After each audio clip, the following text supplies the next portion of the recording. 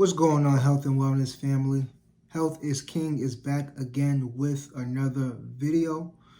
In today's video, we're going to be answering the question, what should I eat? Okay, you have a lot of people who are trying to live a healthy lifestyle, and so they commit to giving up all the junk food, all the processed foods that they used to eat, but now they ask themselves and are stuck with the question, what should I eat? You've been eating a certain way for years, and now you have to eat differently. And so I hope this video gives you some insight as to some of the things that you could be eating in place of the junk foods that you were so used to eating on a daily basis. But before we get into that, do me a favor, like and subscribe to this video. My goal is to get 100 subscribers by the end of the month, and I can only do that with your support. So do me a favor, take a second to like the video and subscribe. I'll give you a second. So let's jump in. When it comes to nutrition, one of the main voices that I listen to is a man by the name of Dr. Gregor. And one thing I like most about Dr. Gregor is that he uses evidence-based research to support many of his claims and recommendations. Dr. Gregor is a physician. He's also an author and a public speaker on a ton of public health issues and nutrition. And so we're going to be reviewing his video, which is a checklist of the things that you should eat daily. So if you're not sure what you should be eating on a daily basis, you're probably going to be in for a treat in this video. So without further ado, let's jump right in. In my book, How Not to Die, I suggest we try to center our diets around whole plant foods. But some plants are healthier than others. For example, you can apparently live extended periods eating practically nothing but white potatoes. That would, by definition, be a whole food plant-based diet, but not a very healthy one. All plant foods are not created equal. The more I researched over the years, the more I've come to realize that healthy foods are not necessarily interchangeable. Some foods and food groups have special nutrients not found in abundance elsewhere. So what Dr. Gregor is talking about is the importance of nutritional diversity. Okay, I talked about this before. You got to diversify your nutritional portfolio to consume an array of fruits, vegetables, nuts, seeds, whole grains, legumes, so on and so forth. And so it's easy to get lost in his material, but you know, he's cooking right now, so you got to try to keep up. But that's what I'm here for. I'm going to break it down for you so that you can easily digest it. So we're probably going to skip to the checklist, or we're probably going to skip to move forward in the video to shorten this up. So just bear with me. As the list of foods I try to fit into my daily diet grew, I made a checklist and had it up on a little dry erase board on the fridge, and we'd make a game out of ticking off the boxes. This evolved into my daily dozen, the checklist of all the things I try to fit into my daily routine. By beans, I mean legumes, which also include split peas, chickpeas, and lentils. While eating a bowl of pea soup or dipping carrots into hummus may not seem like eating beans, it certainly counts.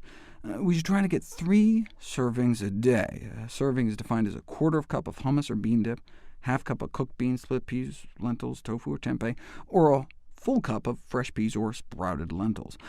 Though peanuts are technically legumes, nutritionally I've grouped them in the nuts category, just as I would shunt green beans, snap peas, and string beans into the other vegetables category. A serving of berries is a half cup fresh or frozen, or quarter cup of dried. While biologically speaking, avocados, bananas, and even watermelons are technically berries, I'm using the colloquial term for any small edible fruit, which is why I include kumquats and grapes, and raisins, as well as fruits that are typically thought of as berries, but actually technically aren't, such as blackberries, cherries, mulberries, raspberries, and strawberries. For other fruits, a serving is a medium-sized fruit, a cup of cut-up fruit, or a quarter cup of dried fruit. Again, I'm using the colloquial rather than the botanical definition, so I place tomatoes in the other vegetables group. Common cruciferous vegetables include broccoli, cabbage, collards, and kale. I recommend at least 1 serving a day, typically a half cup, and at least 2 additional servings of greens a day, cruciferous or otherwise. Serving sizes for other greens and vegetables are a cup for raw leafy vegetables, a half cup for other raw or cooked non-leafy vegetables, and a quarter cup for dried mushrooms. Everyone should try to incorporate 1 tablespoon of ground flax seeds into their daily diet, in addition to a serving of nuts or other seeds. A quarter cup of nuts is considered a serving, or 2 tablespoons of nut or seed butters, including peanut butter. Chestnuts and coconuts, though, don't nutritionally count as nuts. I also recommend 1/4 teaspoon a day of the spice turmeric, along with any other salt-free herbs and spices you may enjoy. A serving of whole grains can be considered a half cup of hot cereal, such as oatmeal, cooked whole grains, or so-called pseudo-grains like amaranth, buckwheat, and quinoa, or a half cup of cooked pasta or corn kernels, a cup of ready-to-eat cold cereal, 1 tortilla or slice of bread, half a bagel or English muffin, or 3 cups of air-popped popcorn. The serving size in the beverage category is 1 glass, 12 ounces, and the recommended 5 glasses a day is in addition to the water you get naturally from the foods in your diet. I explain my rationale in my video, How Many Glasses of Water Should We Drink a Day? This may all sound like a lot of boxes to check, but it's easy to knock off a bunch at a time. One simple peanut butter banana sandwich, and you just checked off 4 boxes.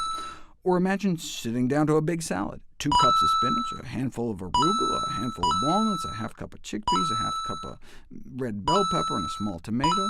You just knocked out 7 boxes in one dish. Sprinkle on your flax, add a handful of goji berries, and enjoy it with a glass of water and fruit for dessert, and you just wiped out nearly half your daily check boxes in a single meal. And then if you just ate it on your treadmill, just kidding. So I know that was a lot, but if you don't know already, Dr. Gregor is an advocate and a strong supporter of the whole food plant-based diet. Basically, that means consuming 90% of your foods being whole plant-based foods.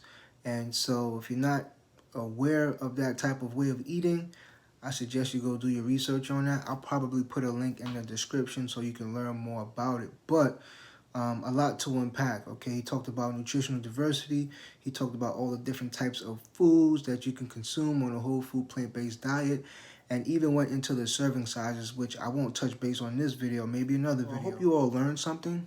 I hope you all got some new foods to add to your nutritional portfolio. I'm here to help you. I'm here to help you learn. I'm here to help you grow. If you have any comments, questions, or concerns, put them in the comment box. And I will see you next time. Peace.